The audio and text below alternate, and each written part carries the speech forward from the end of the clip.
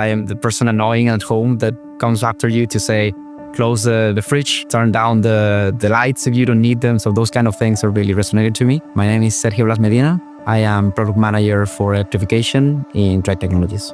I started in the company 5 years ago. I saw the advertisement for the accelerated development program, and I saw it as a great opportunity in my career. I've always felt that the company supported me. My managers were great, giving me room to explore, to fail, of course, and learn from those failures. When I joined, it was 2020. The whole brand and the message around sustainability was really strong for me. I started engineering, so as a background, I'm really practical and really focused on the use of energy and making efficient as much as I can. So I think that sustainability portion and getting the most out of the less energy consumption is also my daily life. I participated in the circularity and energy efficiency talks and workshops, and the fact that I can bring them to work and really make a change and see things moving, that's really resonating with me.